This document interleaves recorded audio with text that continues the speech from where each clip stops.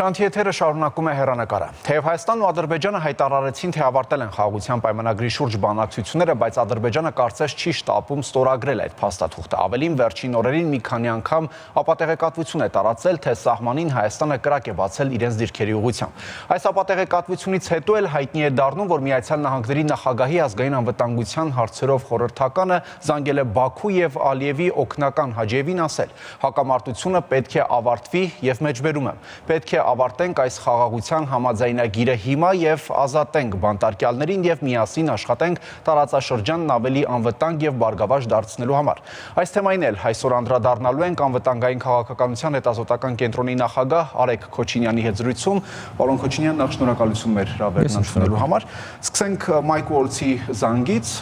որքանով էր դա կարևոր մեզ համար եւ արդյոք կարող է դեր խաղալ հայ-ադրբեջանական հարաբերություններում։ Իհարկե, եւ կարևոր է եւ կարող է դեր խաղալ, որովհետեւ ինչպես դուք էլ նշեցիք, խաղաղության փաստաթուղթը ըստ էության պատրաստ է, խաղաղության պայմանագիրը պատրաստ է։ Ավելին հայկական կողմի դիրքորոշումն այն է, որ մենք կարող ենք դա ստորագրենք այսօր, տեղը ընտրենք միասին եւ ստորագրենք, ադրբեջանական կողմն է, որ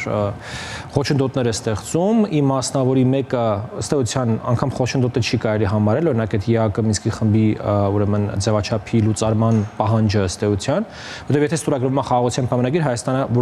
որևէ այսպես խնդիր էստեղ չի տեսնում ըստ էության, սա բազմիցս հայտարարվել է պաշտոնական երևույթ։ Իսկ մյուսը ամբողջությամբ մտածածին խնդիրը Հայաստանի այսպես կոչված սահմանության հետ կապված խնդիր է։ Եվ Միացյալ Նահանգների զանգը այս առումով կարևոր է, այ շեշտադրումները, որոնք դրվել են, բառապաշարը, որ օգտագործվել է, չափազանց էական, ուրեմն էական է մեզ համար։ Մի կողմից խոսում է նրա մասին, որ սա պետք է ստորագրվի հիմա, ու այլևս ժամանակ պետք չէ կորցնել։ Մյուս կողմից խոսում է նաև գեյների մասին, բանտարկյալների մասին եւ նրանց վերադարձի իրավունքի մասին։ Սա հակադրվում է ադրբեջանական քարոզին, որ մենակ իրանք են դրան երևի հավատում աշխարհում, որ իրանց process-ները մի բան էլ նպաստում են խաղաղությանը, սա իհարկե աբսուրդ մոտեցում է, ու շատ կարևոր է, որ թե մեր եվրոպացի գործընկերները, օրինակ ինչպես որ եղավ Եվրոպարլամենտի համապատասխան որոշումը, հիմա էլ Միացյալ Նահանգների ադմինիստրացիան մեր դիրքորոշումը առայն, որ բոլոր պահվող անձինք պետք է վերադարձվեն, կրկնում են։ Երկու առումով սա բավականին կարևոր եւ մեզ համար շատ դրական զարգացում էր։ Իսկ այս զանգից հետո դուք շուտափույթ գործողություններ ակնկալում եք Ադրբեջանից։ Ոչ, ընդհանրապես որևէ զանգով Հայաստանի եւ Ադրբեջանի միջեւ խաղաղություն չի գալու։ Դա ինձ թվում է անցնող տարիների ընթացքում բոլորի համար այլևս ակնհայտ է դառել։ Կա այսպիսի հասկացություն քրիտիկական մասսա, երբ որ թե միջազգային կոնյունկտուրան է նպաստավոր, թե երկրների ներսում զարգացումներն են հասել որոշակի կետին, թե կա դրա շուրջ այսպես ասենք շահագրգռումների որոշակի ուրեմն քաղաքական էներգիա եւ քաղաքական ցանկություն, երբ որ այս ամեն ինչը ժողովվի, գումարվի միմյանց եւ դառնա այդ քրիտիկական մասն, այդ դա կդառնի այն պահը, երբ որ կկնքվի հայ-ադրբեջանական խաղաղության պայմանագիրը, բայց բնականաբար դա չի լինում մեկ զանգով կամ մեկ, չգիտեմ, այցելությամբ։ Իսկ դուք երբ եք ակնկալում, որ այդ քրիտիկական պահը կհասունանա եւ Ադրբեջանը կգնա այդ խաղաղության պայմանագրի ստորագրման, թե ամեն դեպքում այնքան է ձգձգելու, մինչեւ օրինակ Հայաստանը նախաձեռնում է սահմանադրության մեջ փոփոխություններ, բայց ըստ էության դա խոսք է գնում 2026 թվականի շրջանակներում, թե այնքան կձգձգի, մինչեւ այդ փոփոխությունները տեղի ունենան եւ ասի մենք ասացինք փոփոխությունն արվեց, հիմա կարող ենք։ Նախ ես ինչքան հասկանում ոչ թե գնում է սահմանադրության մեջ փոփոխությունների մասին, այլ նոր սահմանադրություն ընդունելու մասին, դա շատ կարեւոր է այդ տարբերությունը, որովհետեւ հռչակագրի հետ օրինակ համար եղած կապը ինքը հնարավոր չի փոխել սահմանադրական փոփոխություններով, իր համար անհրաժեշտ է ընդհանրապես նոր սահմանադրության ընդունում, ինչ օրինակ հարց է դառնում Հայաստանի 4-րդ հանրապետության մասին ըստ էության, թե մենք նոր սահմանադրություն ենք ընդունում։ Այդ մասով հիմա ինչ վերաբերվում է որ պարագայում կստորագրվի։ Գիտեք, Ադրբեջանում հաշվարկ են անում, որ այս պայծրությամբ խաղաղությունը ավելի շատ ձեռ է տալիս Հայաստանին եւ ավելի շատ պետք է Հայաստանին, քան իրենց։ Եվ այդ խաղաղության դիմաց իրանք փորձում են ինչ-որ կալորիաներ ստանալ։ Հիմա այդ կալորիաները իրանք կստանան Հայաստանից, ինչպես դուք ասացիք, սահմանադրության փոփոխությամբ եւ այլն, թե կստանան օրինակ համար երրորդ կողմից որոշակի տնտեսական, ֆինանսական, էներգետիկ, ենթակառուցվածքային, ինչ-ինչ ծրագրերում համագործակցության հասներով կամ որևէ այլ դիվիդենդներ ուրեմն ստանալով, դա իրաց համար պրինցիպիալ չէ։ Այսինքն այս պայծրությամբ իմ ընկալմամբ Ադրբեջանը ակնկալում է ստանալ հավելյալ կալորիաներ Հայաստանի հետ խաղաղությունը ստորագրելու համար, ընդ որում նորից եմ ուզում կրկնել, ըստ ադրբեջանական մոտեցման հեչ պարտադիր չի, որ այդ կալորիաները ինքը ստանա հենց Հայաստանից։ Իսկ եթե Իրանը օրինակ համար առաջարկ լինի նորից ենթակառուցվածքային ծրագրերով իրեն առաջարկ լինի, ինչպես իրենք են ասում, իրենց ավերված շրջանների, նորից դա իրանց դիրքորոշումն է, վերակառուցման թեմատիկավ եւ այլն, ես կարծում եմ, որ Ադրբեջանը շատ էլ պատրաստական կլինի շարունակել խոսակցությունը նույնիսկ առանց սահմանադրության։ Պարոն Քոչինյան, Օրլսն ասում է, որ այս շաբաթ է խոսել Ալիևի, այսինքն նախորդ շաբաթ արդեն Ալիևի օգնականի հետ, բայց այդ զանգից հետո էլ Ադրբեջանը հապատեղեկատվություն է տարածել, այն էլ մի քանի անգամ, այն էլ ըստ էության Սյունիքի հատվածում, թե իբր այդ հատվածում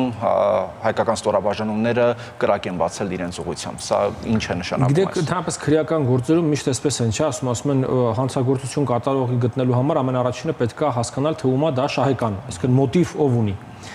Երկու հնարավոր թեկնածու կա, թե ումա դա շահեկան։ Առաջինը եւ դա ամենակնհայտն է, դա Ադրբեջանն է, որովհետեւ Հայաստանի կողմից այս պատասխանից հետո իմիջիայլոց իմ ընկալմամբ իրանք չէին սպասում նման պատասխան, որ Հայաստանը ուղղակի միակողմերեն համաձայնվելու է իրանց պահանջներին եւ խաղաղության թուղթը պատրաստ է լինելու։ Սկսվեց մի հատ այսպեսի հսկայական, ուրեմն ալիք միջազգային, որտեղ բոլորը աջակցում էին այդ հայտարարությանը, կոչ էին անում, պահանջում էին շուտապույտ ժամանակ այլևս բաց չթողել, ստորագրել խաղաղության պայմանագիր եւ այլն, եւ դա այսպես սկսում է ճնշում գեներացնել, հա, Ադրբեջանի վրա։ Հիմա ոնց է պետք դա կասեցնել։ Պետք է կասեցնել օրինակի համար հայտարարություններ տարածելով, թե ուրեմն ՇՊԱ-ն գծում անհանգիստ է։ Այ դուք խոսում եք խաղաղությունից, իսկ հայերը օրինակի համար կրակում են։ Հա, այսինքն դա այս պոզիտիվ ուրեմն տենդենսը կասեցնելու, կանգնեցնելու որոշակի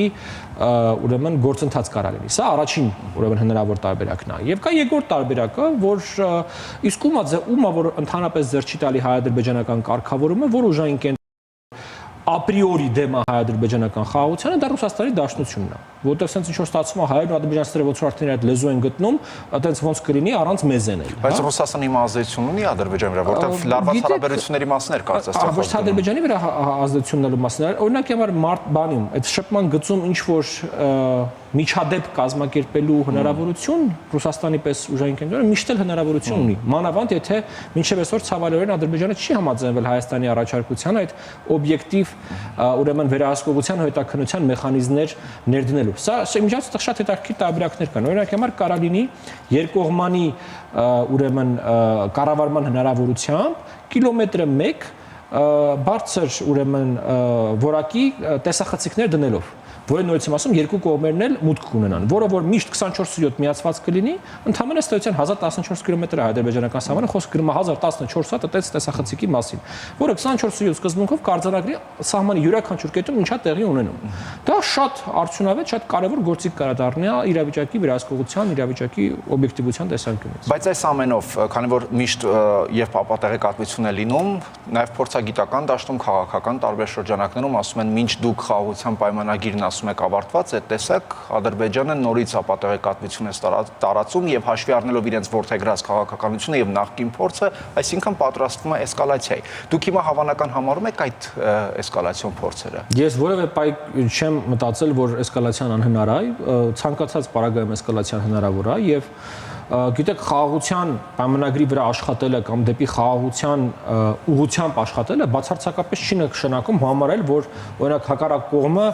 ունակ չէ խախտելու այդ պայմանավորությունները, ունակ չէ հարձակվելու քեզ վրա եւ այլն եւ այլն եւ այլն։ Այսինքն մարդկանց մոտ տպավորությունն է, որ եթե ինչ-որ մեկը աշխատում է խաղաղության ուղղությամբ կամ ցանկանում է տեսնել խաղաղության պայմանագիր, ինքը ինչ-որ ինֆանտիլ ապուշ է, որ ինձ թվում է թե դիմացինը Սանտա Կլաուսն է կամ ձմեռ պապիկն է, տենց եկել է իրան նվերներ տա։ Բացարձակապես դրա մասին չի խոսքը։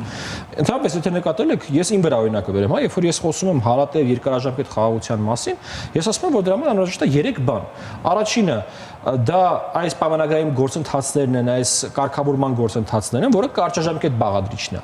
Եվ երկրորդն ու երրորդը մի կողմից Հայաստանի դիմադրունակության մակարդակի ավելացումը, այն աստիճան, որ մեզ վրա հարձակվելը եւ մեր հետ կռվելը թանկ լինի։ Բառացիորեն ուղղակի թանկ լինի մեզ հետ կռվելը, հասկանում եք, որ դեպքում քո վրա չեն հարձակվում։ Եվ որ հաշվում են, որ քո վրա հարձակվելը թանկ օպերացիա է, թանկ հաճույք է, այսպես ասենք։ Եվ մյուս կողմից Հայաստանը պետք է դառնա գրավիչ պարտնյոր եւ Թուրքիայի եւ Ադրբեջանի համար։ Տնտեսական, ենթակառուցվածքային, ինչու ոչ ենթակառուցվածքների ռեալիզացման մեջ։ Օրինակ հիմա իրանք հասկանան, որ մեր տարածքով ճանապարհորդելը, մեր հասանելիքները մեզ վճարելը իրանց համար շատ ավելի հետաքրքիր է, շատ ավելի էժան է, քան մեզ վրա հարձակվելը եւ օրինակ հիմա այդ տարածքները օկուպացնելը ու այդ օկուպացած տարածքներից օգտվելը։ Այ սա է իրականում։ Ընդ որում սա ինչ որ տենց հեծանիվ չեմ ես հորինում։ Սա աշխարհի չափ հին մոդուլն է խաղաղության, որ քո այդ կռվելը թանկ է, քո այդ առևտուրաններն ու աշխատելը Էժանա ու հետաքրքիր է։ Պարոն Քոչինյան, կարծես թե ռուսական մամուլը սկզբում այսօր գրեց, թե Միացյալ Նահանգների զինված ուժերը նախատեսում է Գերմանիայում գտնվող իր ռազմակայաններից հարյուրներով տեխնիկա եւ տրանսպորտային միջոցներ տեղափոխել Հայաստանի զորավարժարաններ։ Դուք ունեք տեղեկություններ, թե ինչի մասին է խոսքը, որովհետեւ արդեն քննարկվում է լաբորատորիաներ են ուզում այստեղ ստեղծեն, թե ինչի մասին է առհասարակ խոսքը։ Ռուսական մամուլը այդ տեղեկությունը վերցրել է ամերիկյան լոգիստիկ կազմակերպությունների հաշվետվություններից ըստ էության, ընդհանրապես ամերիկյան բանակը միշտ այսպես պատվիրակում է նման ծառայությունները մասնավոր կազմակերպությունների, որոնք էլ որ հանրային հաշվետվության որոշակի մեխանիզմներ ունեն, այսինքն այնտեղ ինչ-որ տենց դարի բացահայտում չեն արել։ Այդ առաջին մասով, երկրորդ մասով սա ըստ էության շարունակությունն է հայ-ամերիկյան զորավարժությունների, որոնք որ արդեն երրորդ տարին մեջ պետք է տեղի ունենան Հայաստանի տարածքում։ Ոնց հասկանում ես անգամ զորավարժությունները ունելու են ավելի մասշտաբային, քան նախորդ 2 տարիներին, ինչը նույնպես տրամաբանական է, որովհետև մենք ունենք նպատակ Միացյալ Նահանգների հետ մեր ռազմավարական գործընկերությունը հատկապես ստորագրելուց հետո ավելացնել մեր ուրեմն համագործակցության, փոխգործակցության ծավալները, այս երկրորդը եւ երրորդը ինչ վերաբերվում է այդ կենսաբանական էլեմենտին, նորից մենք գործ ունենք ծառայեղ ոչ պրոֆեսիոնալ եզրահանգումների հետ, տեսեք, ընդհանրապես Միացյալ Նահանգները իր վարած գործունեության մեջ դա կվերաբերվի բանակին, թե գյուղնախարարությանը, թե որևէ այլ բան, ունի բավականին բարձր ստանդարտներ։ Եվ օրինակ համար երբ որ իրենց ստորաբաժանումները որևէ տեղ զորավարժությունների են գնում կամ որևէ այլ միջոցառման են գնում, իրանք անցնում են իրանց հետ բերում են եւ իրանց հետ օգտագործում են կենսաբանական ախտահանման միջոցներ, քիմիական ախտահանման միջոցներ եւ իրենց տեխնիկա եւ իրենց անձնակազմի անվտանգության տեսանկյունից։ Հիմա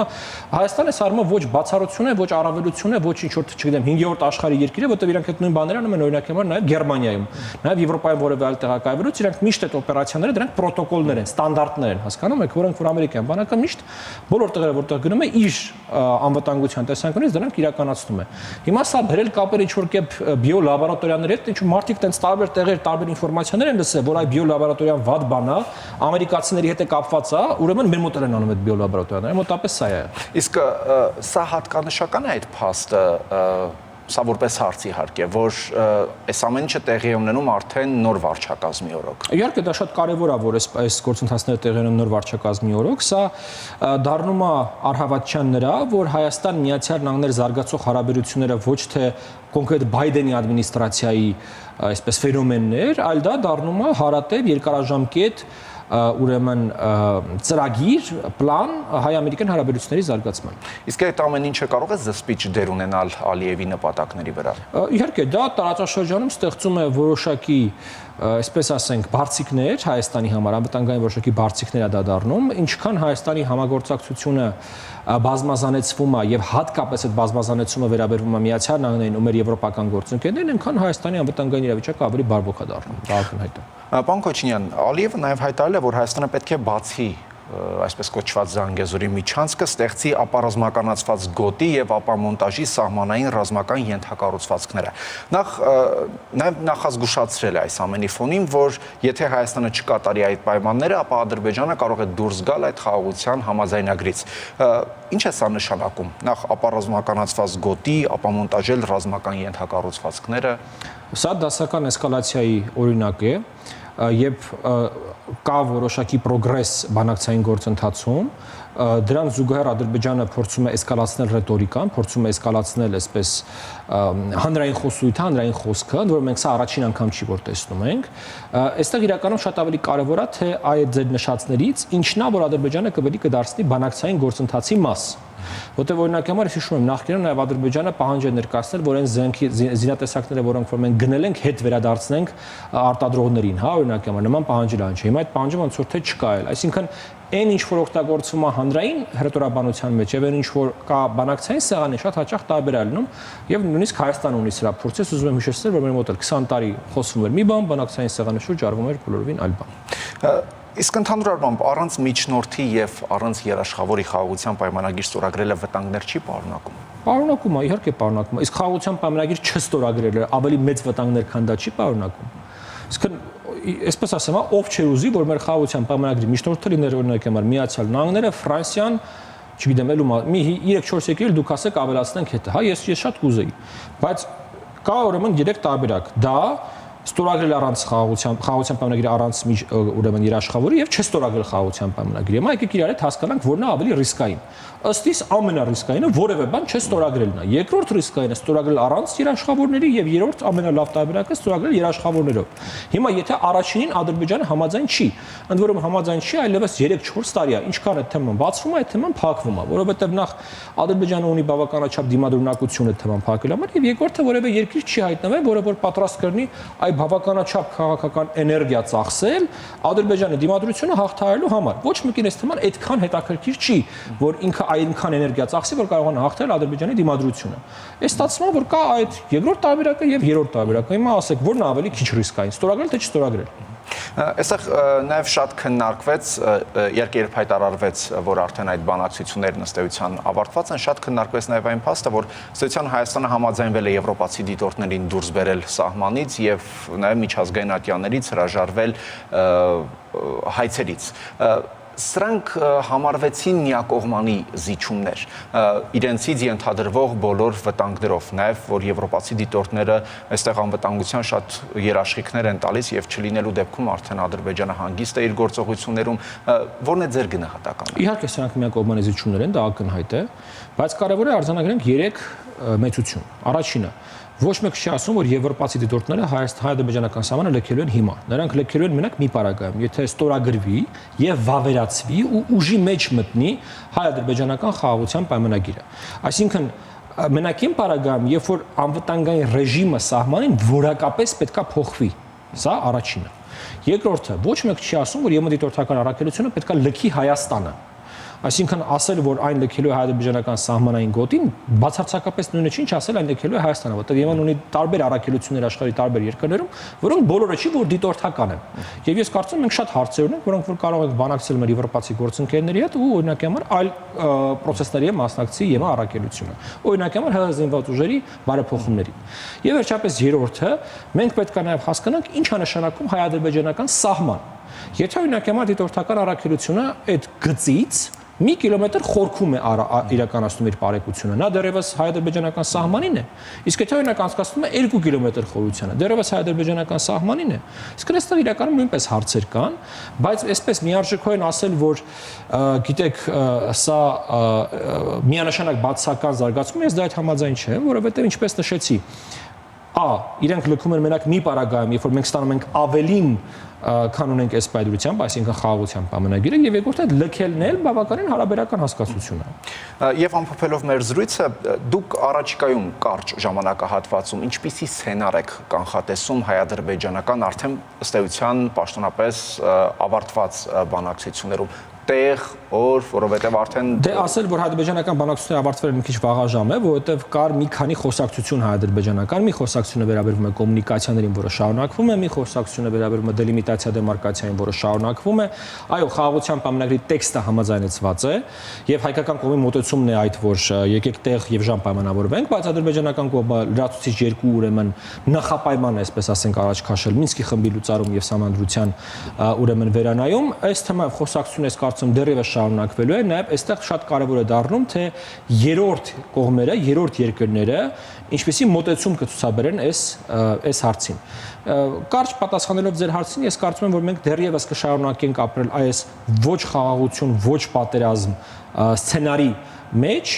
որտեղ իհարկե հնարավոր է եւ էսկալացիաներ, բայց նաեւ հնարավոր է նմանատիպ ուրեմն դիվանագիտական, այսպես մեծ ուրեմն առաջխաղացումներ։ Շնորհակալություն։ Ես եմ շնորհակալ։